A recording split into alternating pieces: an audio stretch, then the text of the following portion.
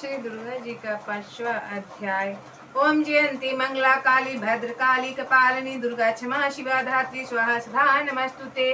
ओम इस उत्तर चरित्र के रुद्र ऋषि है, महासरस्वती देवता है, अनुष्ट छंद है, भीमा शक्ति है, भ्रामरी बीज है, सूर्य तत्व है और सामवेद स्वरूप है।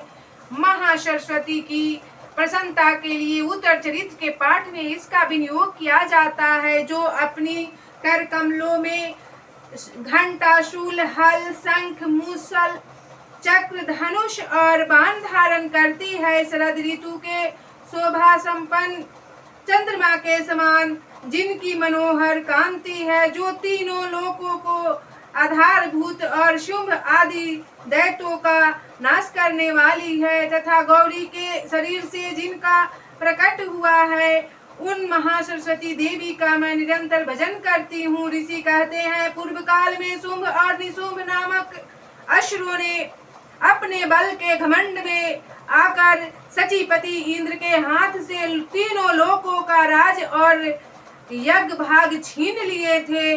वे ही दोनों सूर्य, चंद्रमा, कुबेर, यम और वरुण के अधिकार का भी उपयोग करने लगे। वायु और अग्नि का कार्य भी वे ही करने लगे।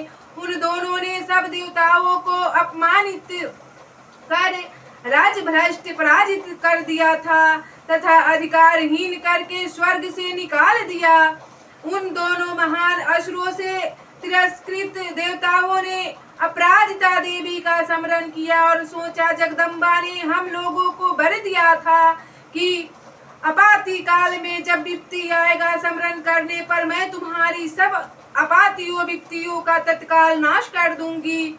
यह विचार कर देवता सभी गिरिराज हिमालय पर्वत पर गए और वहां भगवती विष्णु माया की स्तुति करने लगे। तब देवता बोले, देवी को नमस्कार है, महादेवी शिवा को सर्वदा नमस्कार है, प्रकृति एवं भद्रा को प्रणाम है। हम लोग नियम पूर्वक जगदम्बा को नमस्कार करते हैं, रौद्रा को नमस्कार है, नित्या गौरी एवं धात्री को बारंबार नमस्कार है, ज्योत सन्मयी चंद्रमा रूपणी एवं सुख रूपा देवी को सत सत प्रणाम है, शरणागत को कल्याण करने वाली वृद्धि एवं सिद्धिया रूपा देवी को हम बारंबार नमस्कार करते हैं। नेत्रिति राक्षसों की लक्ष्मी, राजाओं की लक्ष्मी तथा शर्वाणी शिवपत्नी स्वरूपा आप जगदम्बा को, गौड़ी को बारंबार नमस्कार है। दुर्गा दुर्गपारा, दुर्गम संकट से पार उतारने वाली, सारा सबकी सारभूता, सर्वकारिणी ख्याति कृष्णा और धूम्रा देवी को सर्वदा नमस्कार है। अत्यंत स्वयं तथा अत्यंत रौद्र रूपा देवी को हम नमस्कार करते हैं, उन्हें हमारा बारंबार प्रणाम है। जगत की आधारभूता कृति देवी को बारंबार नमस्कार है। जो देवी सब प्राणियों में विष्णु माया के नाम से कही जाती है, उसको नमस्कार, उनको बारंबार नमस्कार है।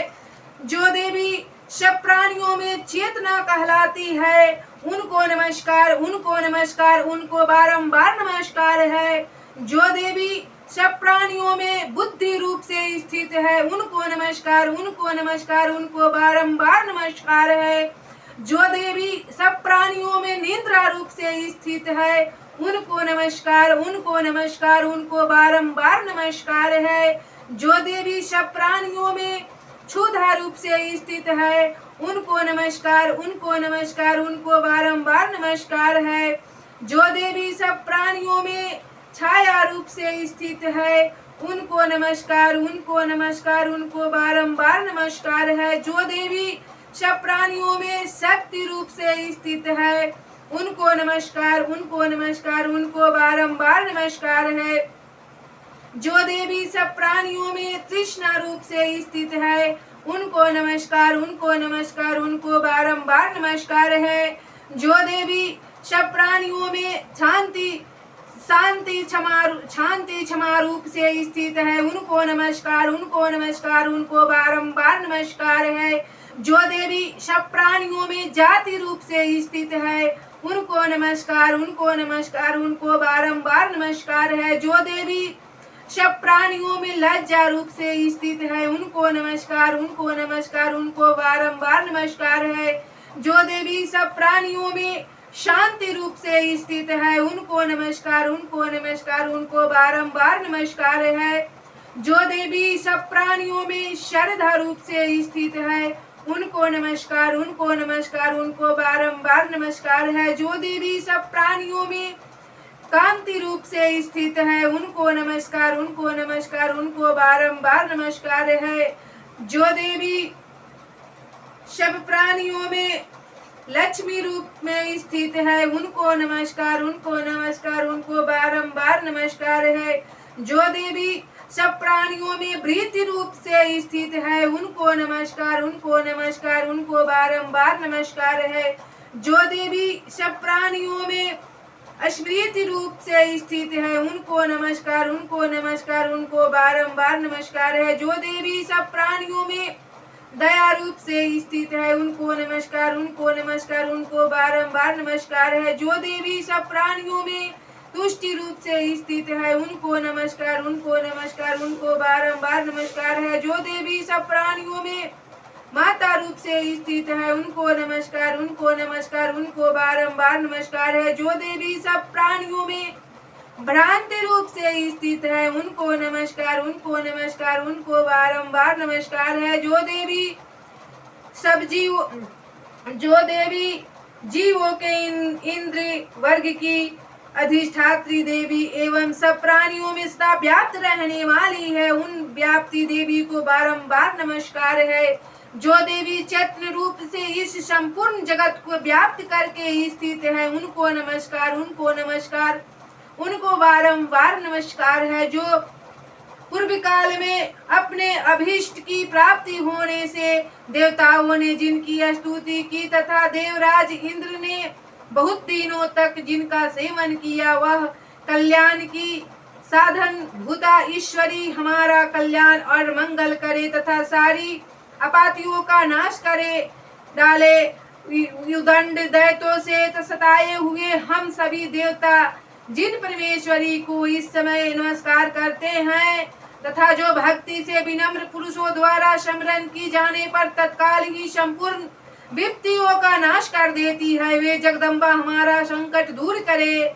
ऋषि कहते हैं, राजन, इस प्रकार जब देवता स्तुति कर रहे थे तब उस समय पार्वती देवी गंगा जी के जल में स्नान करने के लिए वहां आई थी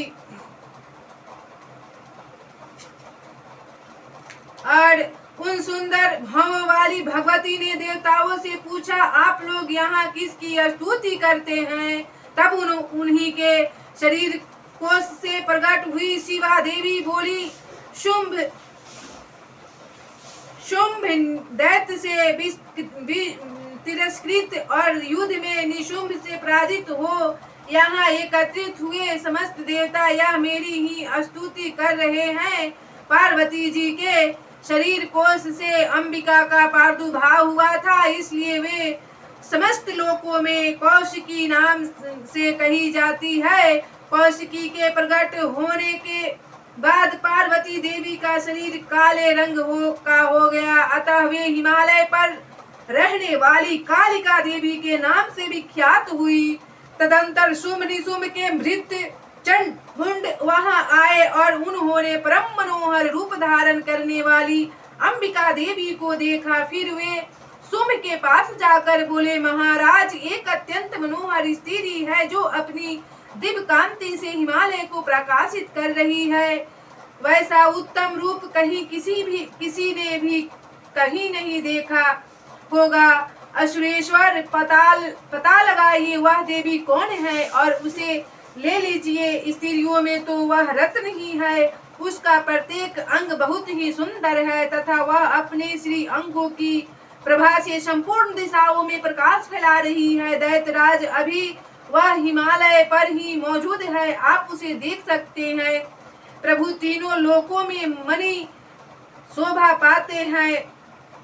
मणि, हाथी, घोड़े आदि जितने भी रत्न हैं वे सब इस समय अभी आपके घर में शोभा पाते हैं।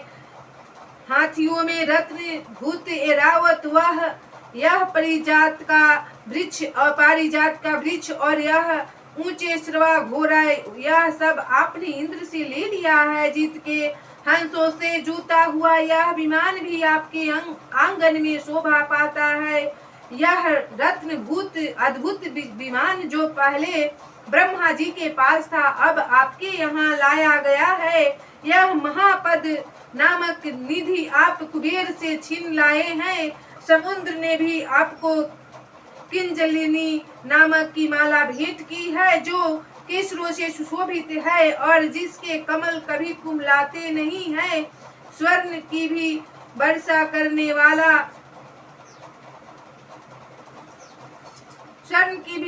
करने वाला कलश, वरुण का छत्र भी आपके घर में आया है, शोभा पाता है। तथा यह श्रेष्ठ जो पहले प्रजापति के अधिकार में था, अब आपके पास मौजूद है। दैतेश्वर मृत्यु की उत्क्रांतिदा नाम वाली शक्ति भी आपने छीन ली है। तथा वरुण का पार्श्व और समुद्र में होने वाले सब प्रकार के रत्न आपके भाई निशुंभ के अधिकार में है। अग्नि ने भी स्वतः शुद्ध किए हुए 2 वस्त्र आपकी सेवा में अर्पित किए हैं। दैत्यराज, इस प्रकार सभी रत्न आपने एकत्र कर लिए हैं। फिर जो यह स्त्रियों में रत्न रूप कल्याणमयी देवी है, उसे आप क्यों नहीं अपने अधिकार में कर लेते। ऋषि कहते हैं, चंड मुंड का यह वचन सुनकर शुंभ ने महादैत्य सुग्रीव को दूत बनाकर देवी के पास भेजा और कहा, तुम मेरी आज्ञा से उसके सामने ये बातें कहना और ऐसा उपाय करना जिससे प्रसन्न होकर वह शीघ्र ही यहाँ अपने आप आ जाए। तब वह दूत पर्वत के अत्यंत रमणीय प्रदेश में जहाँ देवी मौजूद थी वहाँ गया और मधुर वाणी से कोमल वचन बोला। दूत बोला, देवी दैत्यराज शुंभ इस समय तीनों लोकों के परमेश्वर हैं। मैं उन्हीं का भेजा हुआ दूत हूँ और यहाँ तुम्हारे ही पास आया हूँ। उनकी आज्ञा सदा सब देवता एक स्वर से मानते हैं, कोई उसका उल्लंघन नहीं करते। वे संपूर्ण देवताओं को परास्त कर चुका है और उन्होंने तुम्हारे लिए जो संदेश दिया है उसे सुनो। संपूर्ण त्रिलोक की मेरे अधिकार में है, देवता भी मेरी आज्ञा के अधीन चलते हैं। संपूर्ण यज्ञों के भागों को मैं ही पृथक पृथक भोगता हूँ। तीनों लोकों में जितने श्रेष्ठ रत्न हैं वे सब मेरे अधिकार में है। देवराज इंद्र का वाहन ऐरावत जो हाथियों में रत्न के समान है, मैंने छीन लिया है इंद्र से। क्षीर सागर का मंथन करने से जो अश्वरत्न ऊंचे श्रवा प्रकट हुआ था, उसे देवताओं ने मेरे पैरों पर पड़कर समर्पित किया है।